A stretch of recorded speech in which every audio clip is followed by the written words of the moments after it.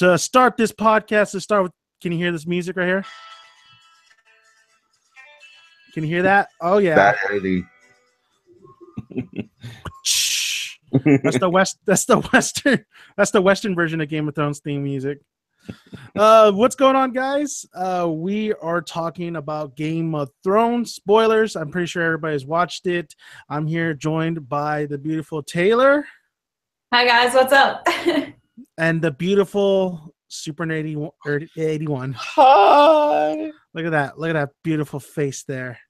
I know. Thank you. Stop it. So complex. Last night's episode, I think you guys could agree, was like one of the most anticipated Game of Thrones episodes because of the fact that we finally got the two major popular characters from Game of Thrones, Mr. Jon Snow and Miss Daenerys Targaryen, finally meeting up face to face. Now, before we get into a lot of things of the episode, I want your guys' thoughts on what did you guys think about this episode. I'll throw it to you, Taylor. As far as Jon Snow and Daenerys finally meeting? Oh yeah. In my opinion, I feel like the build-up for 7 seasons was a little underwhelming as to what we actually got. I was expecting something crazy. Everyone, all the fans have been wanting Jon Snow and Daenerys to finally meet, and the two were kind of just like, you know, we're the young generation and we're still squabbling over what we think is right. And I was like, come on. I expected such a big payoff, but I agree. Yeah. Throw your thoughts in there, James. Throw your thoughts in there, man. I agree 100%. I was just like, we finally get this meetup that everyone was wanting for like 7 seasons. And then when they finally meet, it's just like, you know, it was just like, it just didn't feel right. My thing is that I think it's because, you know, we have Jon Snow who just became King of the North. He doesn't know how to act in front of other, like, I guess you could say royal figures and everything like that. Because, you know, like, you know, you saw in the show, he was just very down, not really looking at her, very nervous, very like, you know, like, oh, you know, like, I don't know what to do. Help me, you know? And I think that was the reason why, because like Taylor just said, I was very underwhelmed with it. I was very just like, yeah. You know, and that was about it. You know, like that's how I got out of it. But the rest of it, I was like, whoa! I was totally blown away by it. I love your That was great, man. That was great stuff. Yeah. All right. I have to make it really quick too, though. Sorry to interrupt you, Dan, but no, go right ahead. Melisandre even said, "I brought Ice and Fire together," which was the whole point of A Song of Ice and Fire. Everyone has been thinking forever, John being ice and Dany being fire. And then when she says that, I was like, okay. You know what? Yeah, that I think what we got, that was kind of crazy, like that confirmation. She just like kind of confirmed it. I mean, they're away from the books right now. They're away from the books. So maybe the books could have a different kind of turn on it, whatever, you know, Martin decides. But the confirmation in the episode kind of took me aback. I was like, whoa, I wasn't really kind of expecting her just to kind of just say it, you know, and say like, this is what this is kind of meant. I'm going to disagree with you guys. I agree with you, James, about, you know, how John was acting. And I do agree with some of the, like, you know, the build up, the anticipation, and we got, you know, basically 2 big scenes with the two. One scene with them and all their, you know, diplomats. You had Tyrion there, you had Davos, and then you finally got a second scene that was more intimate. It was more Jon and Daenerys kind of one-on-one, which I really appreciated. I really feel like it was good. It was everything that I thought it was going to be. It was everything that I did not want Jon to bend the knee. I wanted him to stand his ground. You could I get this. I mean, both of them had, when they were talking about each other and talking about what they did and what they want to do, like both of them are just, they're both not bending the knee. They're both not bending the knee, and they make solid points. They both barely, this is the first time meeting each other, and why would I bend the knee to you when I don't even know you? So I think that's what the second conversation with Jon and Daenerys was so important, was because there was no Tyrion. There was, you know, there was no Davos. There's nobody like whispering in your ear. There was no, like, you know, court, like being diplomatic or anything. It was just them two, her agreeing like, okay, you can mind the dragon glass, you know, and then that look that she gave to him when he walked away. You know what that looks all about. I mean, and there's another reason. There's a lot of things going on in this episode that I think is very important, and it's little details. I think this episode is really focused on the little details, the fire and ice, the actually Jamie and Cersei getting together. I think there's an important. I think there was a reason why that happened, just to show explicitness or whatever. But I will say that Daenerys and John, I did feel like Emilia Clarke and Kit Harington, they had that chemistry. And I feel like it's gonna build even more now that, you know, Daenerys, her crew's being wiped out. Her crew she's is lost 2 battles. Wiped out. So the question for you guys is, what did you think about that ending? What did you think about the ending and just how Tyrion's plan just went to shit, honestly? I'll let James go first. Thanks. No, I think what happened was you know, like, you know, his dad's a very smart person. His dad was very smart. I bet you he filled in all the cracks and everything. He knew where everything was. He was probably watching over Tyrion as he did the whole planning for the sewer system and everything, and he probably filled in the gaps there. Plus Jamie and oh my gosh, I'm drawing a blank. Seriously? Thank you, Cersei. Yeah. You know, like they're, you know, Cersei's smart too. Cersei, let's just say this. Cersei's a BA, all right? She knows her shit. You know, she knows her shit. Jamie is kind of in the background right now, and it's just like, you know, I bet she knew about that tunnel system because she doesn't like Tyrion. And I bet you that's what happened is that, you know, they said, okay, we're gonna send a majority of our army to take over you know, what's that? Oh man, I'm drawing blank today. Castle Rock? No, not Castle Rock. Where they went to go. Tybell's. Yes, Tybell. Thank you. Yeah. God, I'm drawing a blank today. I'm sorry about that. What the hell, James? You're supposed to know all the names. Woke up, man. Do your homework. I just woke up. I can see the bags underneath your eyes. Dude. Oh, that's mine. Anyway, different story. Anyway, so when you know what? Okay, I'm gonna let Taylor go on. Let me gather my thoughts. Taylor, please go on. Let me gather my thoughts here. I think when it was coming to an end for that episode, what really stuck out for me was that interaction between Jamie and Olenna Tyrell.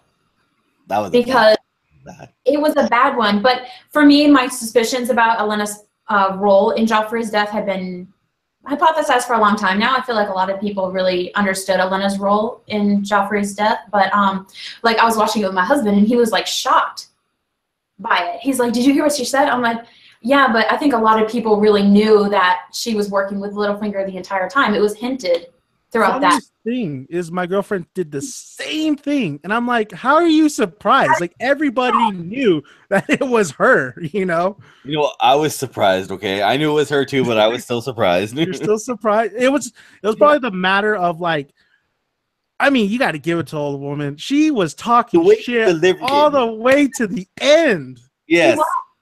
And I have to say that interaction I actually loved, even though her admitting her role in Joffrey's death wasn't necessarily the big payoff for me in that scene. What the big payoff for me in that scene is just her and Jamie having that moment of a stalemate. Like technically, you know, Jamie won. She knew that, okay, he's coming here to kill me. He could have cut her down the moment he stepped in that room.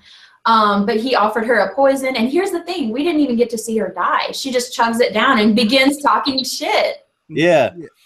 I like that though. I like that she didn't go, you know, face plant onto the table. You know, it's like we get it. I love how she just chugs the thing. She's just like, fuck it, just chugs it. Like, all right. She just chugs it because then she begins to talk. You know what? I'm gonna die. But you know, my coworker actually had a good theory. Like, you know, like one of those fan theories out there. We didn't get to see her die. What if she was slipped a cure really quick and she's gonna survive? That's the thing that he said. But the one thing I did like is she chugged it, right? But then she just started talking all that mad shit to Jamie. Like basically, I killed your son. Your sister's a monster. you guys are evil people. Go to hell. Ha! I had the last laugh. That's basically what she had. She had the last laugh, and I thought that was really BA of her. That old lady was awesome. She was awesome throughout the series. Game of Thrones is so good because the old lady is awesome. They're able to like just really age gap. Old woman is absolutely awesome. Little girl is absolutely awesome, and Lady Mormont. Like they're really good at doing that.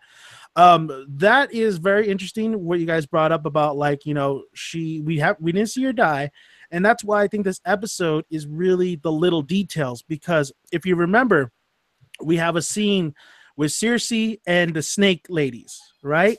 Oh, so she kisses the daughter that's poisoned, and if she has an antidote, she drinks the antidote. And I was like, you know, there's an antidote, and it might really come bite her in the ass, and they're able to recover the antidote, and then, you know, the daughter is not going to die. But just thinking, you know, about your guys' theory, and you know, she could be the old woman could be alive. Like maybe there was it was on purpose to put a scene where Cersei's using an antidote. Maybe it's just kind of like hint, you know, the old lady could be can very well get an antidote as well. Of course, not from Cersei or anything like that, but like, you know, her own kind of brew. So or maybe I find Jamie that very felt pity on her. Huh? I will tag on to what James said. Absolutely. I started feeling that because she asked him when he poured the poison into the glass of wine, she said, will I feel any pain? And he said, no, I made sure of that.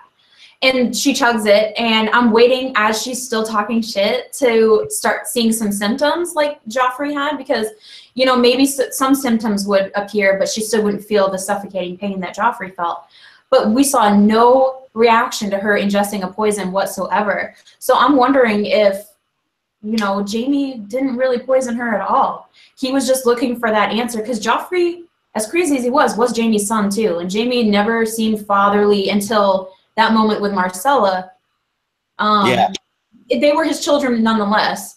So maybe he was looking for that for himself. But Jaime has changed a lot since being with Brienne. And I don't think he's that Kingslayer from season 1, season 2.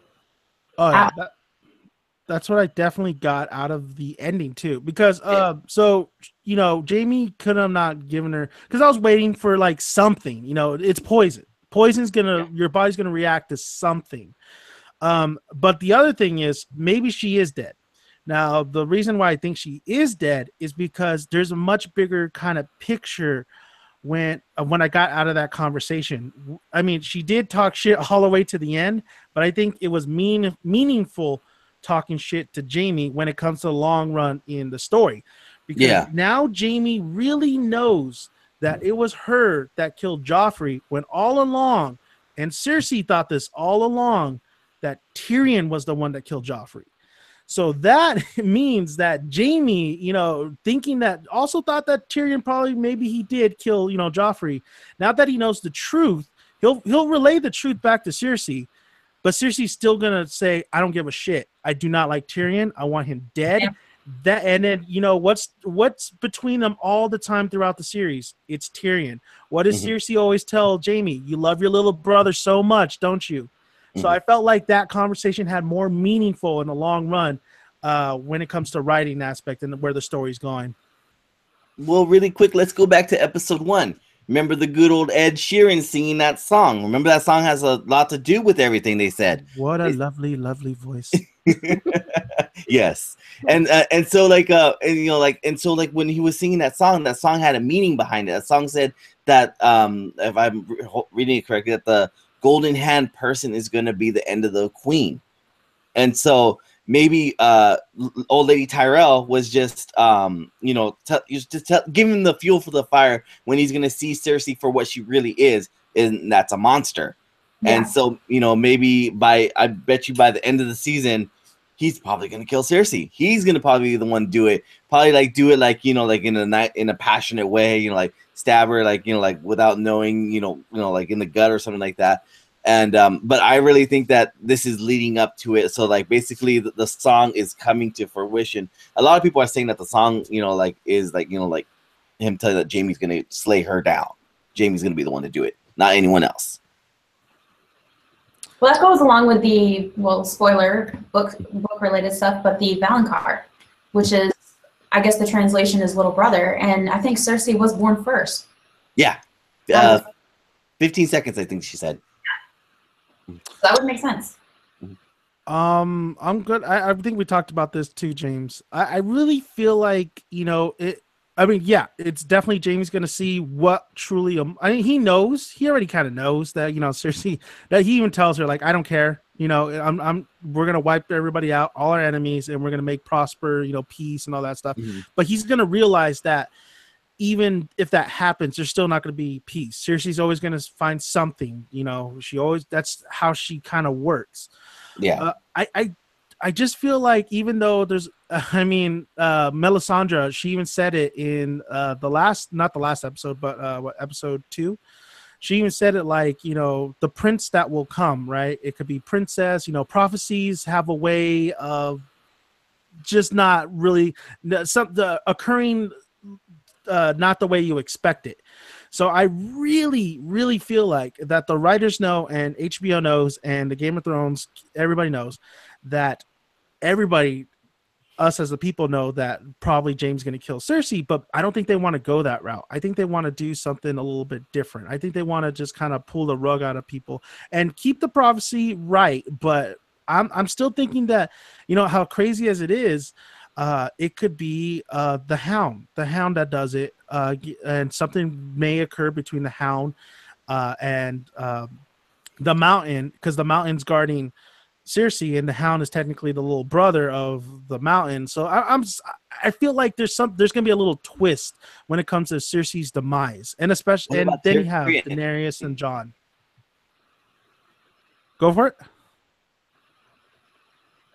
Oh, you cut out. What am I gonna play, Cersei? Oh. Yeah. Can you hear me now? Yeah, I can hear it. Do you think Tyrion's gonna be the one that? Maybe Tyrion's gonna be the one. You know, yeah. For the Jew. Yeah, I think Tyrion could be the one as well. But then again, the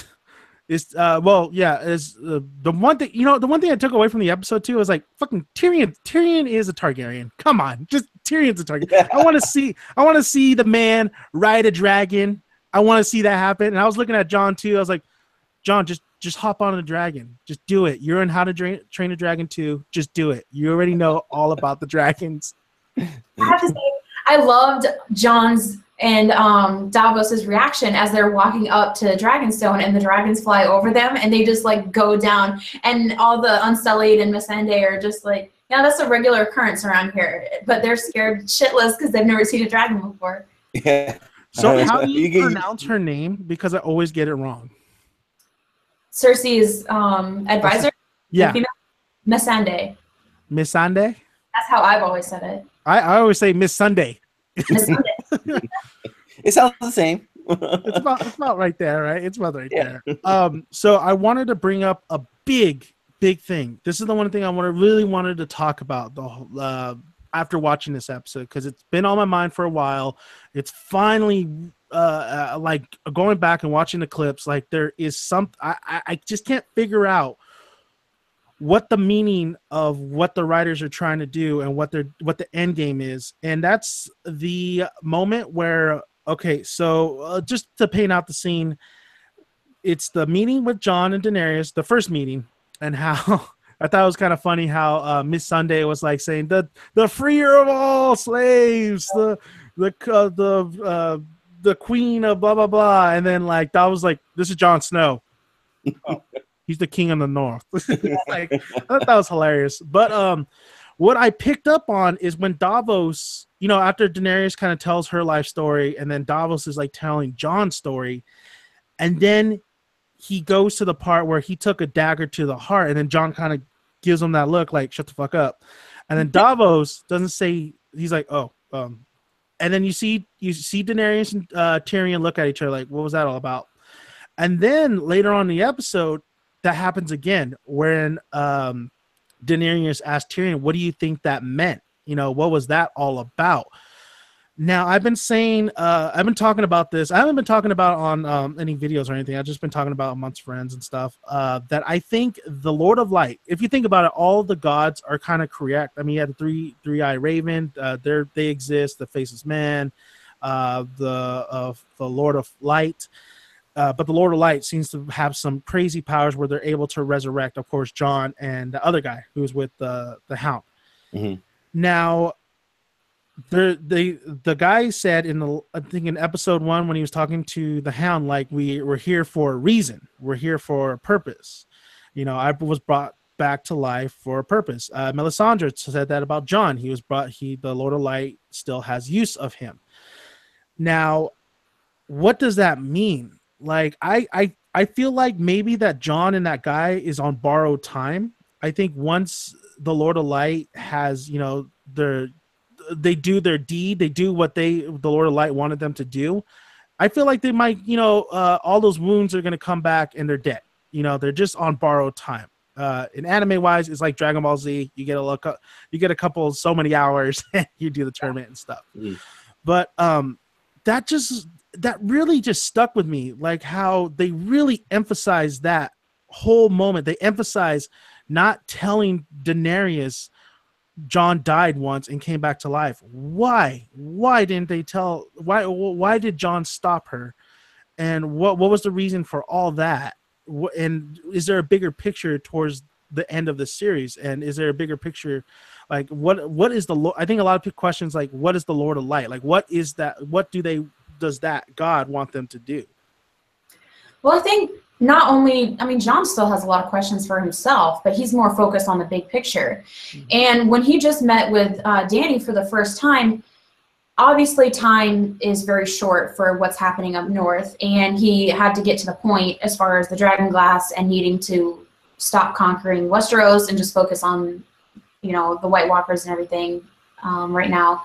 But I think why he made it a point not to bring back the fact that he came back to life is that the Night's King it's hard to explain to begin with. How are you going to go into the fact with someone you've never met who already thinks that's a nutcase, idea to begin with, and explain that, oh yeah, by the way, my knight stabbed me and I died and this lady brought me back to life. But I honestly think that explanation will be coming from the Red Priestess herself. She's still there.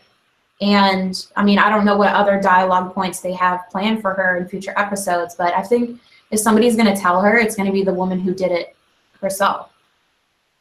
Yeah, that's a good point right there. She's probably going to be the one. At first, when Daenerys and Jon meet, at first, if you think about it, it was kind of like a dick measuring contest, like, oh, I'm the queen of this, and I did this, and I did that, and I did that, and that's when they kind of like, as when they got to when Jon got stabbed. I don't think he wants Daenerys to know that, maybe because she might think it's a sign of weakness, or, like he's already mentioned the White Walkers. It's like, yeah. What makes you think, oh yeah, I died and I come back to life? Like I'm basically, I'm the part of the light or something like that. Actually, wouldn't that help his case even more about like convincing Daenerys that there's something out, like all the fairy tales, all this stuff that you don't believe in. I'm like living proof that this actually exists. And if he just even mentioned some Melisandre, not by name, but even just just saying priestess brought me back to life. Like, you think Dany would have went to Melisandre like, hey, what's up with this? Like, this guy said, I feel like, of course, I feel like the writers did that intentionally for us not to really fully grasp like what might happen in the future. But I feel like it's a big thing. I feel like that particular this whole Lord of Light and bringing people back to life to serve them for a purpose. I feel like it's a big thing, and I'm just trying to crack it, but I don't know what the end game is and why intentionally. I get it. It's like, don't give away too much, or like, sign of weakness, because that's what the first thought of what came into my head. But I feel like it's just a big reason why it was laid out like that. I feel personally it was a very, because this is your first scene ever with Jon and Dany in front of one another, and almost instantly, like you guys are saying, it was kind of like a pissing contest. And their characters are so different. Jon has always been very humble, even though he's now King of the North. He still doesn't flash that around all the time. You know what I mean? And Dany has always, anytime Dany's introduced to anybody, you hear her lengthy titles and all the stuff that she's accomplished. And really, she's only now got to Westeros. It's been how many seasons? Yeah. She always flashes around all her titles, everything that she's accomplished. And really, when you look at it, I mean, everything Jon's done is equally great, if not better, because he's not doing it for himself. He's not doing it for something he thinks he is owed. It's for what's right. It's for the people. Yeah. And that moment was such a tug and like push and pull between both characters, and he didn't feel like that was necessary to go into, especially like him being resurrected and everything, which is why I think it was kind of put on hold, because it was a nod to Jon Snow as a character. He's always humble. Or do you think maybe he's kind of embarrassed about being brought back to life? Do you think that, maybe he didn't want it? In a way, yes, because he was accepting it when he was being stabbed to begin with. When he saw the sign that said traitor, he knew what was going to go down, and he took it, and he died, and he accepted his death. And when he was brought back to life, he was extremely confused. He was kind of upset, and especially when him and Davos found out what happened to Stannis and the princess at the hand of Melisandre and the mistakes that she has made. Not only was their trust in her shaken, but her faith in the Lord of Light was shaken as well. She didn't know she could do that. Yeah, that's true. She didn't. Yeah, I definitely like that explanation. I mean, time's gonna tell. We're gonna find out, sooner or later, more about the Lord of Light, especially when we only have like so many episodes left of this season, and then we have another season. So, but Taylor, I totally agree with you about Jon and Daenerys. I do feel like they're a lot alike, especially when, they're talking back and forth in this episode about, she freed the slaves. He brought the wildlings together. She has dragons. She has dire wolves. They both are the same yet different. That's what I love your point about, Taylor, is that Jon he doesn't want to rule. He doesn't want it. No, they gave him the North. They're like, you're the king of the North. He didn't want it. Daenerys, she wants it. She says it constantly in this episode. I'm the rightful ruler. You should be following me. Like, they're two different people, yet they're both they accomplished kind of the same things along their journey. But definitely agree with you on that, Taylor. Now, what's interesting going on from, when Jon died, James, and then, being embarrassed and stuff, and then of course the thing about like how he kind of changed a little bit and confused and stuff. What I've read also online is that, the Starks have been they're either cold or they're just different from where we first started. Sansa, all different. Oh yeah, Sansa leading the way, a little bit more cold, a little bit now gets what the game's all about. Arya, an assassin, that's what I loved about the first episode, was she was kind of turning into the Hound, and then she kind of snapped out of it after hearing about Jon, taking over the North. And then this episode, I'm a little worried for Bran. Bran is, I don't know if it was the acting or it was just because, no, it wasn't the acting. It was just the character and where he's at right now, especially bringing up Sansa's, rape, and especially like, first of all, that was a big old twist. I thought it was going to be Arya that was going to at the door, but it was Bran. That took me by surprise. What are your guys' thoughts on Bran as a character right now and how kind of cold he seemed to be? Or maybe you don't think he was that cold? And what do you think about that twist that it was not even Arya, it was Bran? And where is Arya? I think Arya's on her way, like over there right now. Like she's like collecting herself, kind of on the way over there. But when Bran got there, I was just like, it was like kind of underwhelming. Also, it's like Bran's here, and then when Sansa tells Bran, "You're Ned Stark's true son. You are the rightful heir to the throne," and he's all like, "I don't want it." Because I'm the three-eyed raven, and Sansa goes, "What does that mean?" So it's complicated. He kept on saying it's complicated. It's complicated. He should have given her some kind of answer, because it's honestly not really all that complicated. He became the three-eyed raven. He has the power to do that. He had the power to do that. So now that he's the three-eyed raven, he can. I think he's gonna help Jon a lot more with the White Walker, and also I think that he's gonna tell Jon that he is Targaryen. Because remember in season 6, he had that when he went back in the past to go see his dad in when he was younger, and the Mad King just got done having his way with his sister. That's John's mom. And so, you know, like, it's not really Ned's, you know, Ned just said, oh, it's mine. You know, I had this affair, you know, when I was traveling, it's mine. And so, like, but no, really, it's, you know, it's his sister's. And, you know, like, I think what Bran's going to do is he's going to tell John, because he said, I need to speak to John also, that, he, you know, like, you're Targaryen. You're not a Snow, or you're not a Stark. You're a Targaryen. I think that's what he's going to tell John. And John's going to, like, go with Daenerys, you know, I think in Targaryen, they have that incest just like Jaime and Cersei have it. So, so, you know, like, you know, they're gonna, like, I just probably think they're gonna live together more and more, because they're basically half brother. You know, that's Dany's half brother right there. He's his aunt.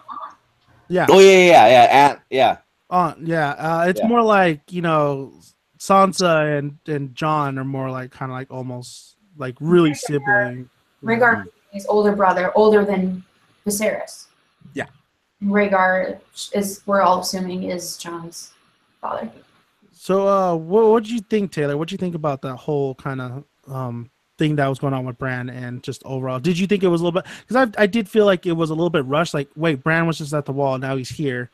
I honestly thought that John was going to meet up with Bran at the end of the series, but apparently not. I definitely agree with you guys that it was underwhelming. The best reunion that I got and hoped for was when John and Sansa met up, and that whole moment, the music, the build up, and the actual hug, like, it made me cry. and that's the kind of emotion that I look for when I'm attached to characters, especially characters that are family. And the Starks have been through so much stuff. But Sansa is doing her leadership thing, and then all of a sudden, you know, we see how she's become as a woman, learning from Cersei and from Littlefinger, and now, you know, John's away, and she has to make sure if something happens, then they're ready to stand whatever attack, whether it's from the dead or if it's from the south. She's ready no matter what. And then all of a sudden Bran shows up.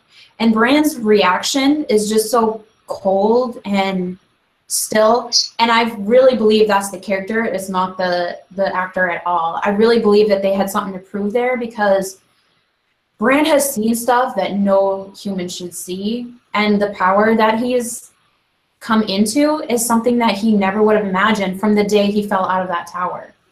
So Bran basically has the Back to the Future DeLorean in his head. In his head. Yeah. He doesn't need a DeLorean. He is the DeLorean. And that moment in, I think it's the Godswood, right, where him and Sansa are talking with one another, and Sansa's like, all right, well, Sansa's looking for someone to take control of her home. She knows she's a woman, and if she is going to have any type of power, it requires her legally being married to another lord, and she's been through that twice. Oh yeah. She knows how to pick them. She just knows how to pick them. She knows she's better off with a sibling in charge and her just being able to do her thing. She knows that's what's better off. It's not her being the only female that has to marry a lord and do it that way. She's done with that. So her natural instinct, and I really kind of agree with her on this, and I would do the same, and I think this is why it kills her when he brings up her wedding. Oh yeah. She's trying to get him to take up his spot as the Lord of Winterfell. And he's like, no, I have my place. I know what I'm supposed to do.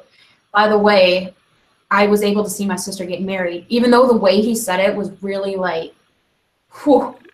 Yeah. Though I mean, Bran's not the best with words. Yeah. Bran kind of looked kind of creepy, I'm not gonna lie. Yeah. Instilled in her where he is. She knows, like, she knew John wasn't John anymore when she met up with John again.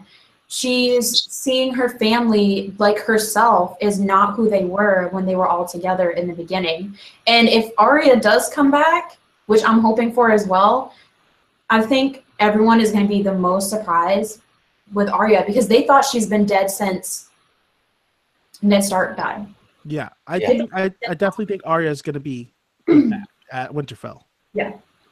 I hope that reunion is very, I don't want to say heartfelt, because Arya is not, I don't think she's capable to feel like that anymore. And actually, that scene with Ed Sheeran kind of proved me wrong about Arya, because I'm seeing her walk up with all these young Lannister soldiers, and I'm like, oh, they're done. These guys are out.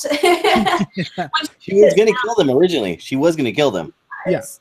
But she got to know them, and they started talking to her. And at first, like, she's scanning, okay, all your weapons are out of here. I can kill you guys in a circle and then still enjoy this rabbit. It's not going to make a difference to me.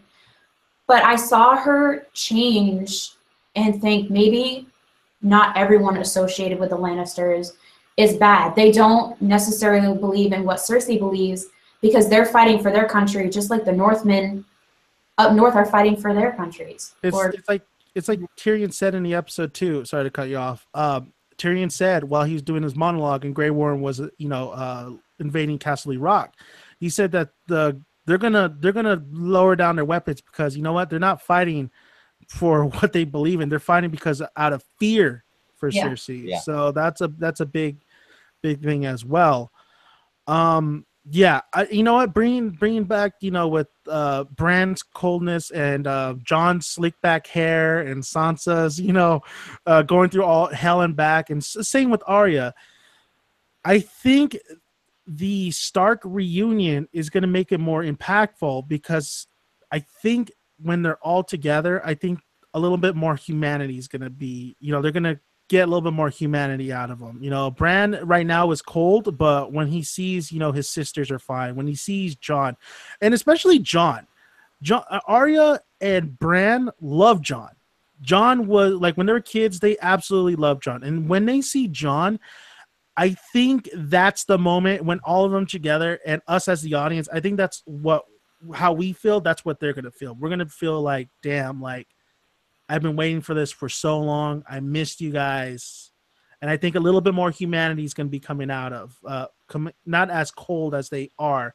And I think that's kind of like the whole reason, kind of what their journey is all about. And then finally reconnecting and kind of getting back what they lost long before. The pack. Yeah. Yeah, getting back the direwolf pack. The direwolf pack. And I mean, even though most of the direwolves are dead, but oh man, that sucks. There's just a lot to take out of this episode. But also I wanted to just go back real quick. Just the little things here and there. I mean, the big thing was, Sansa's like, she seems like she's okay without Jon. She's like, I'm okay without you, man. I got this handled.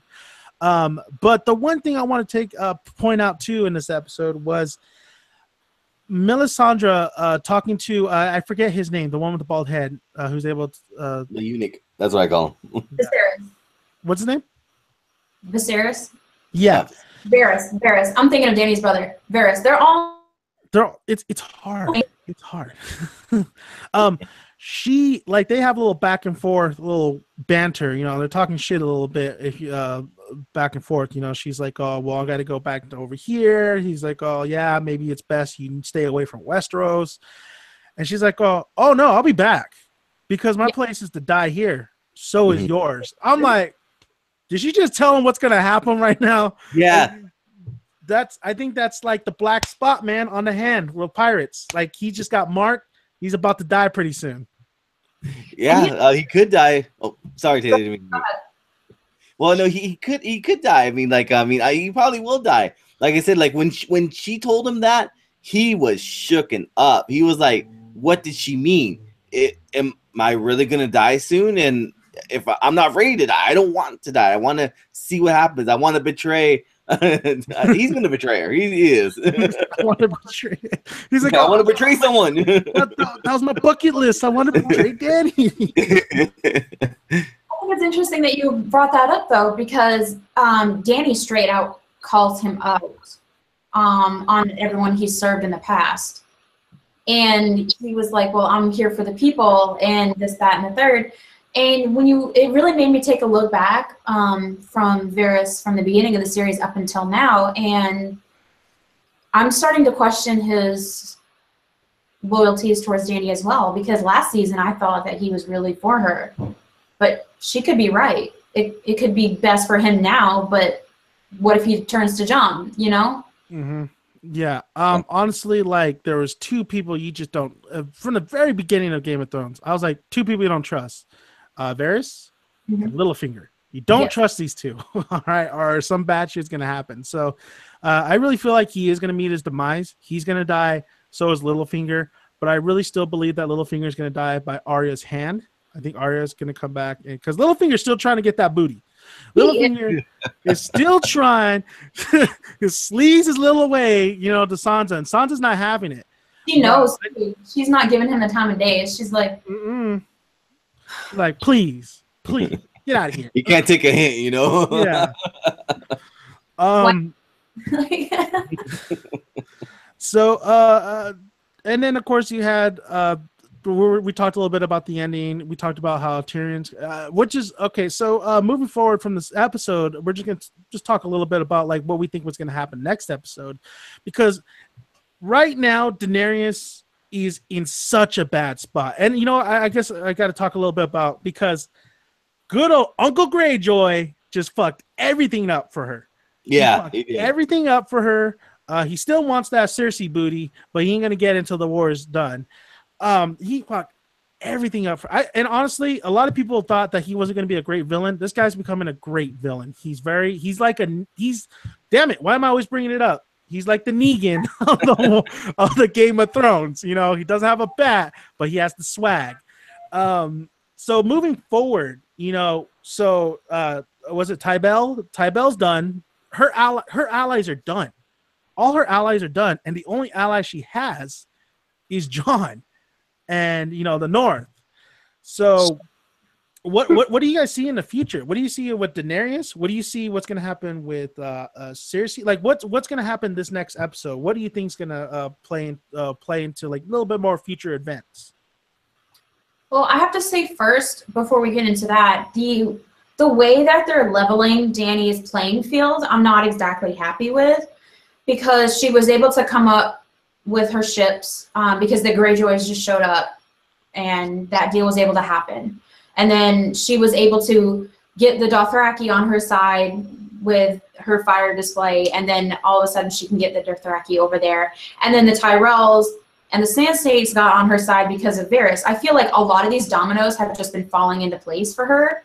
And now they're finding ways to just level it and make it so she's in trouble again, because she had to get to Westeros. And that's the only thing I'm not really appreciating as far as a viewer, I guess. But happening next. Actually, real quick, Taylor, before I cut you off too, James, I kind of want to elaborate on that. I agree with you. I agree with you a lot, because when I'm watching these episodes, as much as I love Uncle Greyjoy and how much of a beast he is, and he's coming in destroying a lot of these people, I call him Uncle Greyjoy. All right, this dude's Uncle Greyjoy. It's too easy. It's too easy how much he's like dominating this fleet. Yes, he is known as the best on the seas. But I thought there was going to be a little bit more of a fight. I thought it was going to be more like 300 Rise of the Empire, where there's going to be kind of a little bit tug, push, and pull, a little outsmarting each other here and there. This dude has been able to come in and just absolutely demolish not all of Daenerys' ships, which of course was a sneak attack. But not only that, the strategy that Tyrion has done is just absolutely wiped away easily. He looks, like you were saying, he looks out over the bay, and then the Greyjoy ships are there when they were just. Yeah. He was just King's Landing a few minutes ago, bringing the Sand Snakes to Cersei, and then just before that, he was dominating his niece and nephew's fleet. So I don't know if I'm just liking the pacing of him jumping around like that. That's what I said in my review. I had an issue with was for a short season like this, you're not gonna. It's the pacing's off. There characters like Bran, who was at the Wall, already at now Winterfell. There's Uncle Greyjoy able to go all over the place because the dude just is a badass. It's the length is not there. Like us, it's us going like, wait a minute, why is he there so fast? Like you said. So I feel like definitely the pacing is going to be off. It has to be off because it's only like so many episodes and they're just trying to get to here. I was watching the episode and I was like, telling my girlfriend, like, because Varys comes running into Daenerys. It's like, Uncle Greyjoy just destroyed all our ships. I'm telling her, I'm like, dude, that's the first time I've seen that guy run from one spot to the other. Usually he just appears like that. That's the first time I've seen that guy run, come from somewhere and see how long it took him to get to one place to another. So I totally agree with you. The pacing and just the way that the domination's happening with Daenerys, everything's getting messed up. But then again, I was thinking as well that Tyrion, as much as how smart he is and he knows things, he's not a military tactician. He's not a strategist. That you can go back to when he was holding the wall, the Westeros wall, when Stannis was invading. He still lost. He lost here. I think for Dany to move on, she needs a military tactician. And Jon Snow is not a military tactician, as we saw at Battle of the Bastards. So I'm just wondering and curious, like, are they going to bring somebody in who is a military tactician, who knows the ins and outs? And, Brainworm is pretty smart as well, and he knew right away. He's like, oh, shit, I think we just got trapped right now. Yeah, this is not all of them. Like, where's the rest of the army? There should be way more when he stormed the wall and everything. He's all like, wait, this is not all of them. And then the guy that was dying, he picks him up and questions, where are the rest of the army? And then that's when he looks above and he sees all of just like Uncle Greyjoy just popping up and just taking out the whole boat all of a sudden. And it's just like, like, wait, where the hell did this guy come from? I mean, he was just over there, like Taylor said, and then now he's here. And it's just it just makes no sense. Are you sure what they're doing? That, though? Are you sure you didn't say, why'd you say that name? Martha, why'd you say Martha? Sorry, I just want to throw that in there. A little Batman went on right there. But no, what I think is that Jon and Daenerys, they're gonna come together. Daenerys is gonna use Jon's army that he has going on. And I think what they're going to do is they're going to come to a compromise, because she said that you can have your dragon glass. I don't need it. You can make weapons out of it. I'll provide the people to forge weapons for you and everything. I think what's going to happen is that they're going to probably go against the White Walkers first. And then they're going to go concentrate on Cersei. Or maybe it's just a shot in the dark from my point of view, is I think that Cersei is going to join them temporarily, and she's going to backstab him once all the White Walkers are done. She's gonna do a freaking flip on him, because that's how Cersei is, and she's gonna not wipe him all out, but give him a good cleansing, let's just say. Yeah. Well, Dan, you were mentioning about Dany's situation as far as like battle commanders or military tacticians. Sam technically cured Jorah, right? Jorah Mormont. Oh yeah, That's right. We forgot to mention him. That to Dany. I also have to say, I'm not really sure if I were Sam, I would have shaken his hand right then and there. I'm a little worried about that. Rest in peace, Sam. They thought he was narrating the whole story. My ass. I would have just been like gloves or Purell, but anyway. He's on his way back, and he's absolutely going to be a card that Dany's going to have to play. I mean, I don't recall seeing Jorah assisting in any major battles with Dany, but he's highly educated. He's a lord. We've seen his niece. I just want to say, Taylor, real quick. Did you have a problem how fast that was, though? Did you have a problem with that? Was another pacing issue I had. Did you have a problem with, like, okay, he's cured, but like he's fully cured, that doesn't mean he's like gonna pop up more grayscales. Do you have a problem with that? And you guys, if you know already, or somebody in the comments can correct me if I'm wrong, but I think that took place in a day. He was working on him at night, and I think almost the next day, because he was told he would have another day to find out what he wanted to do, and he was thinking about taking his own life and all of that. And then after Sam cut all that grayscale off, it seemed like he healed extremely fast from having all those incisions. And I don't know exactly where that, the Citadel magic and medicine, all that, how that works. But to me, I I thought it was really quick.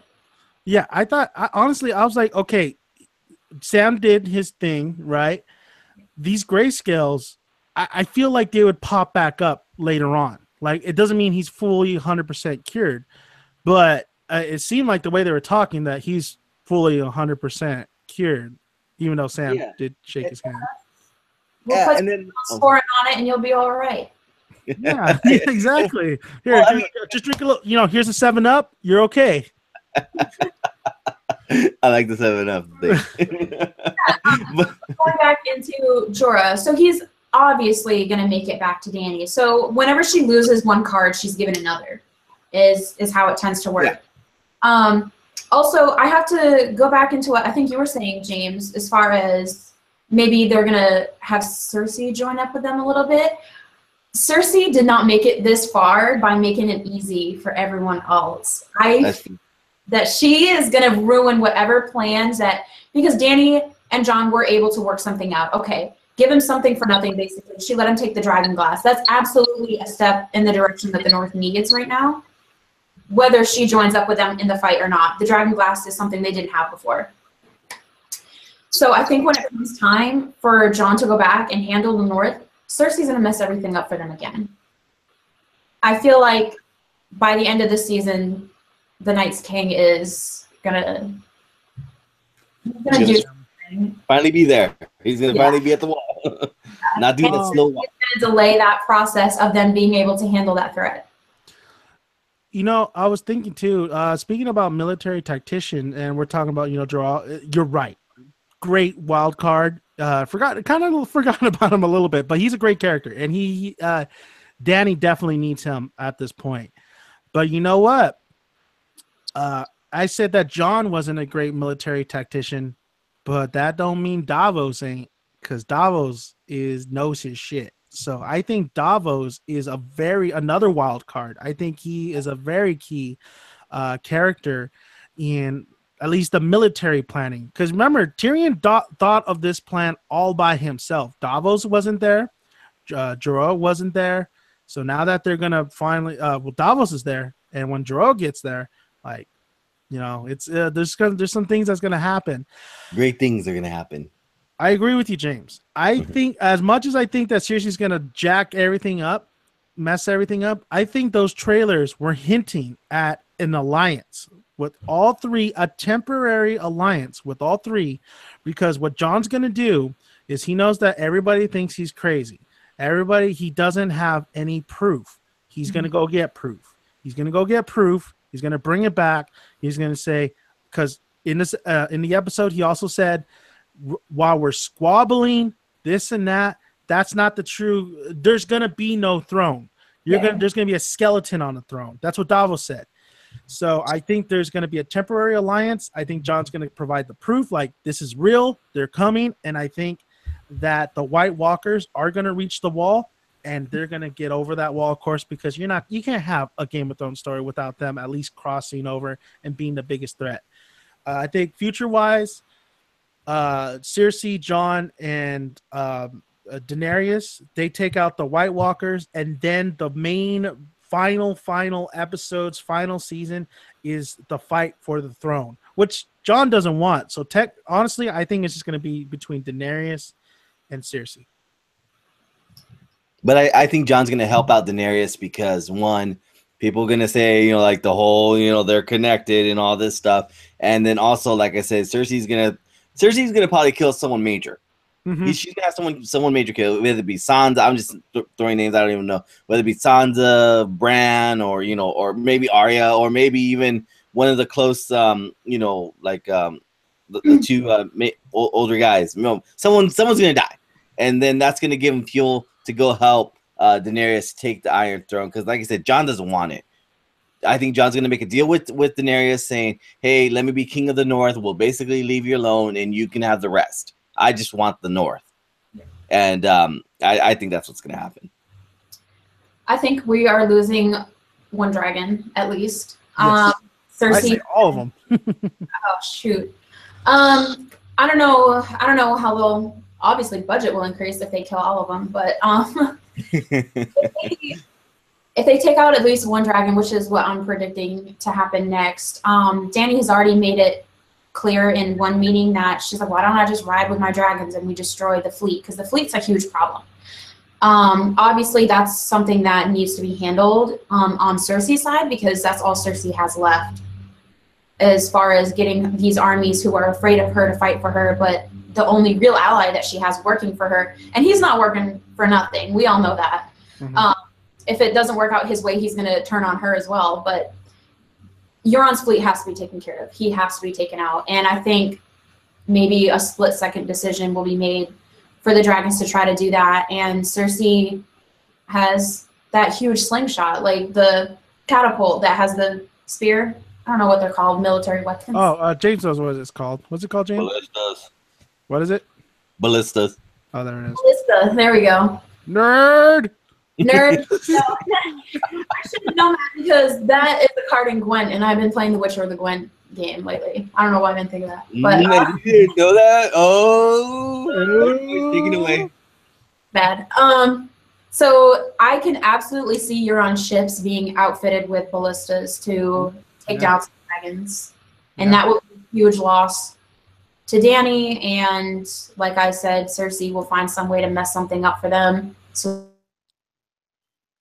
There it is. I really agree. I think one dragon's going to die by the end of the season, and I think the other two are going to die next season. I think the dragons are done. I think there might be an egg, might be a little Godzilla 1999 little egg behind. That might happen. I love that idea, though, Taylor. I love that idea of the ballistas. Is that what it's called, James? Ballistas, yes. Okay, the blisters. Being on the ship and stuff, that would be awesome. What the heck are you doing, James? Sorry, I clicked the wrong thing. I know I'm amazing and you love the beard, but calm down, James. Calm down. It just happened. Hans, it's so weird seeing myself on there.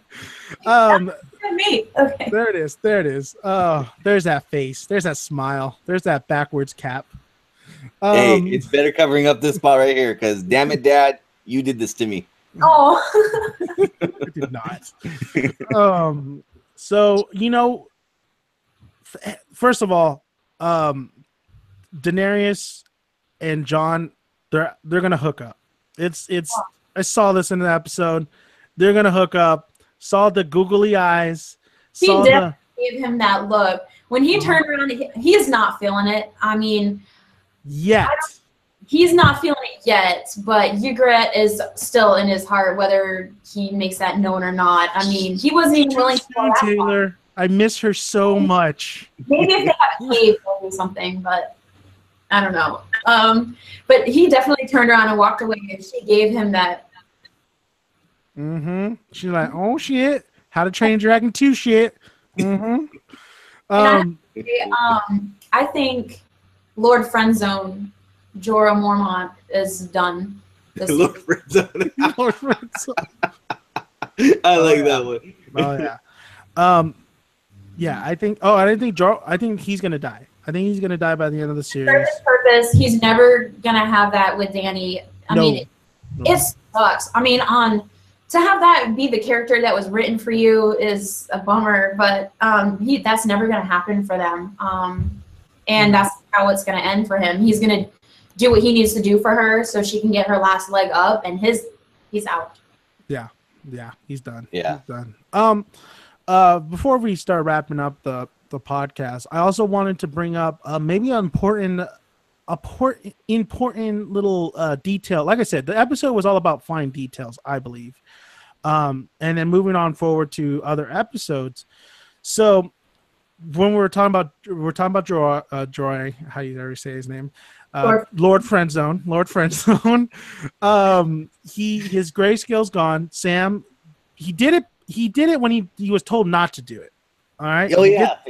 He gets in trouble, but then he gets praised. And then he is told these are old scrolls. I need you to, rewrite them, this and that. I love that part. Is he going to find something in those scrolls? Because at first I'm like, well, since Bran's at Winterfell, I think Bran might be the one to tell Jon. But I always thought maybe Sam will be the one to tell Jon that he's Targaryen. But do you guys think that he's going to find something absolutely important, whether it be Jon's parentage or maybe something to help fight the White Walkers? I'll let James take that one first. I think I think that he I don't know. I don't think so. Because as you said, as the guy said, because he was expecting like an award. He's all, oh, you were expecting an award? Well, your award is you're not expelled from the Citadel. That's your award. Now do these books. Basically, I don't think he's gonna find anything in those books. I think those books are just a punishment because he did disobey, and he's all like, you performed the surgery, you did it successfully, but you did it behind their back. I want you to know, yes, you did an amazing thing, but you gotta listen to us still. So here's your punishment. Rewrite these books. I actually agree with you, though. The way that I saw that, I had both feelings that, okay, he could find something in these really old scrolls. It seemed like nobody had really cared about them because they had fallen into a state of decay. That's why he needed to copy them. But at the same time, I don't know what's left for him to express to Jon, because I think James is right that Bran is going to be the one to tell Jon about his parentage. Sam was able to help with the dragon glass. They kind of have an idea already that dragon fire will probably help. That's why they're there with Dany as well. But I don't really know what else there is, unless there's something we just don't know that they're going TV show wise and not book wise. That's true. That's true.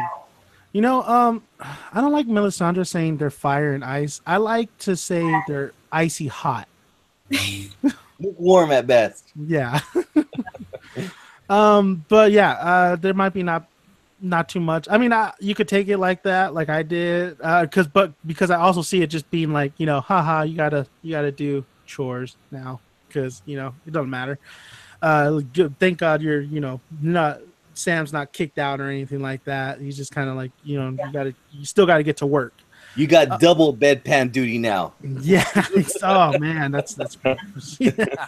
Best, should Jon and Dany become a thing, at best I find it being very politically motivated and not so much like a romanticized thing. Maybe Dany feels it. Maybe she's ready for that now.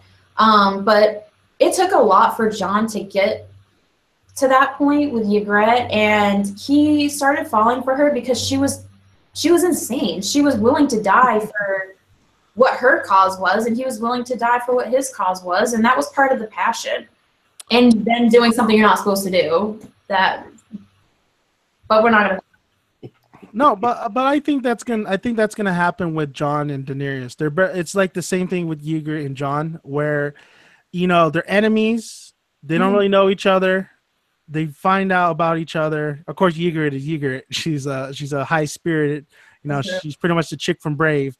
But it's like it's the same thing that's gonna happen to Daenerys and Jon. I feel like right now they barely know each other. They're gonna get to know each other, and I think the confidence that both of them convey, and just there's going to be something there. There's going to be a spark where it's not going to happen right away. It's going to happen later, because that was really, dude, Cersei got horny after slipping that poison. She went straight to Jaime. I was like, whoa, where did this come from? And me now. Yeah, I was like, what is going on here?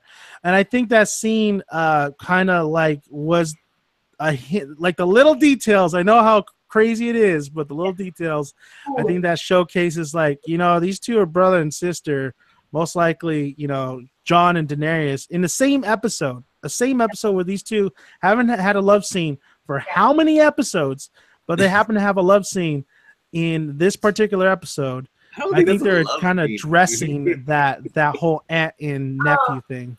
I have to say, she does not give any fucks that anyone knows anymore. And it was the whole reason that her kids started dying, was that secret got out.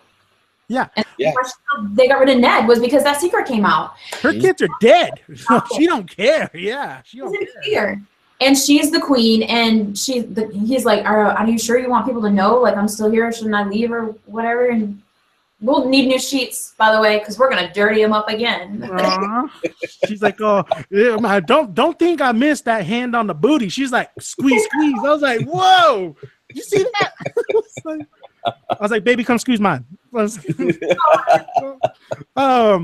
yeah, I mean, it's oh man, Game of Thrones. There's some, but what overall, I thought it was a good episode. They're like, okay, what's our episode timer? How long has it been since we've had a sex scene? Yeah, boom, sex scene. One day you didn't want. You didn't want. Oh man.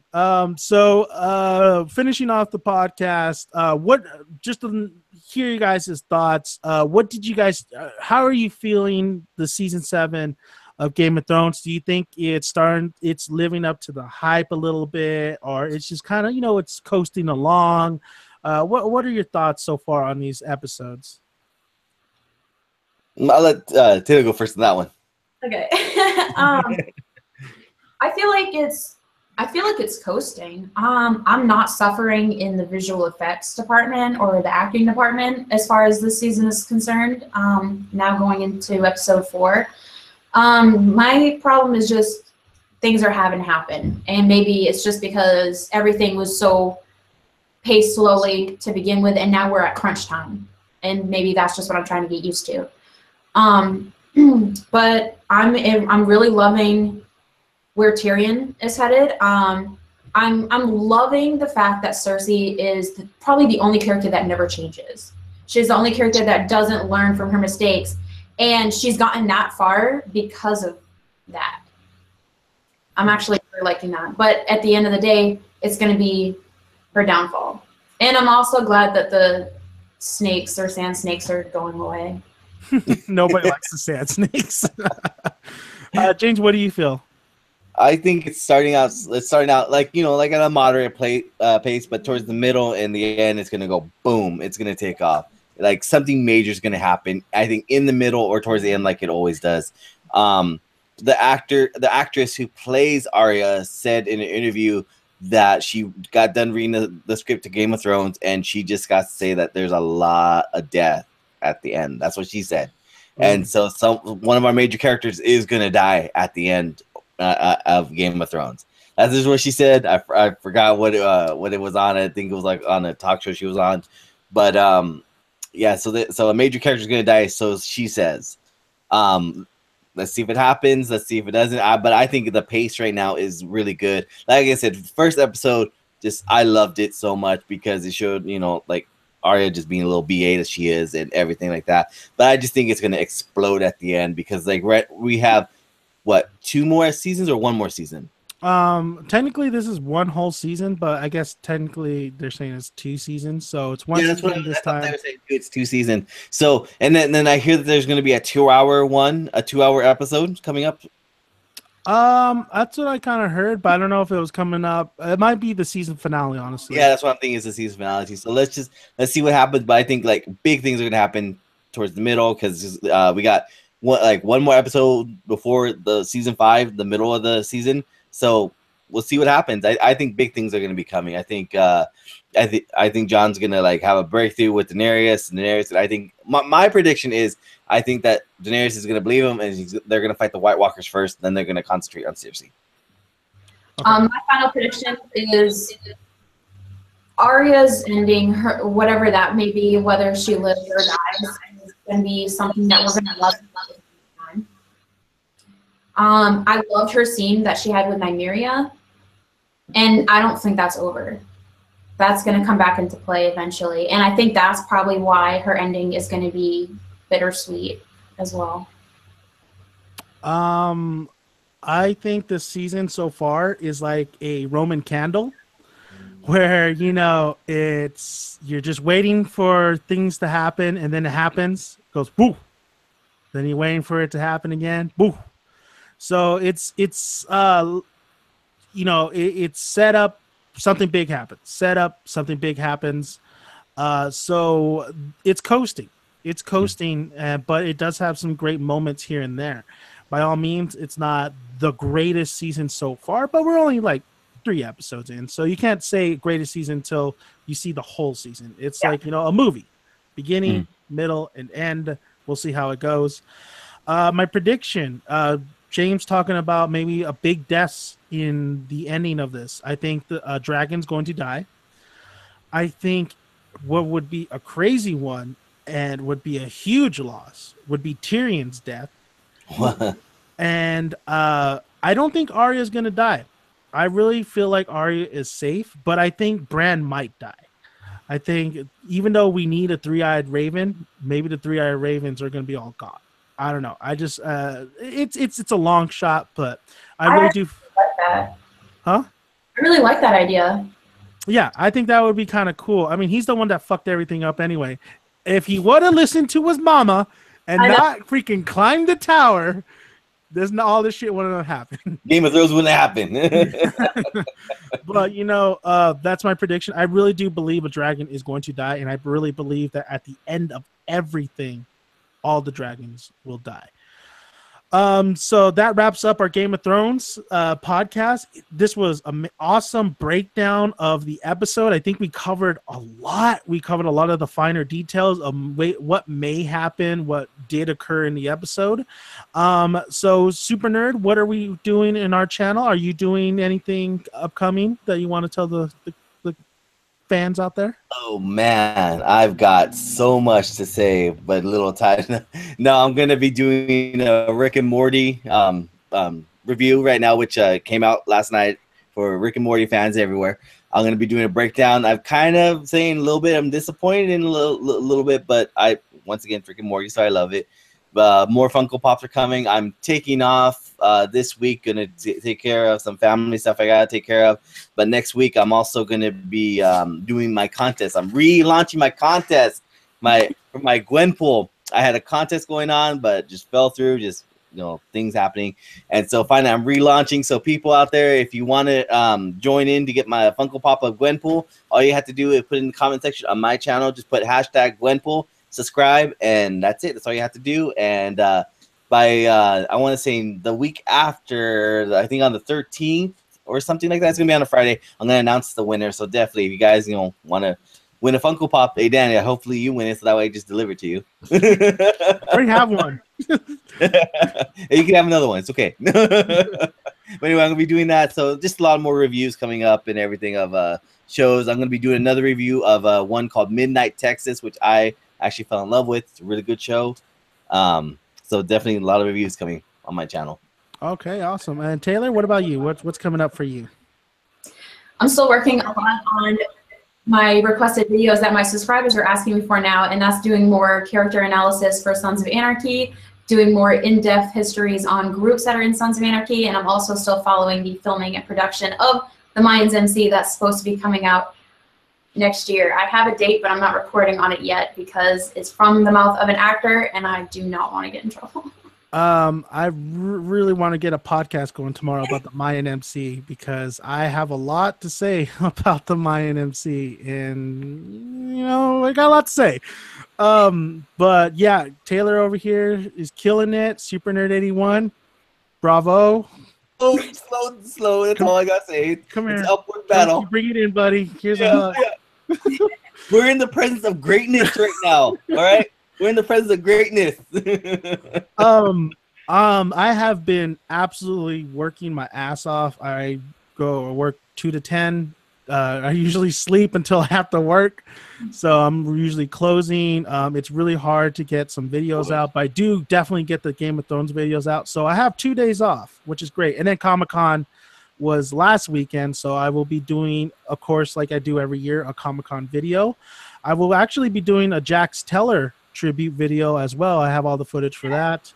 I will be doing a Rick and Morty season 3 live reaction today. I will be there's going to be a lot of reviews being pumped out today and tomorrow. I'm also going to go watch Atomic Blonde tonight, so there will be a review on that. So there's a lot of things. I mean, I've been, and I'm going to be replying to all the people who commented that I haven't replied yet, because that's my #1 rule. I always reply, good or bad, to everybody who comments on this channel.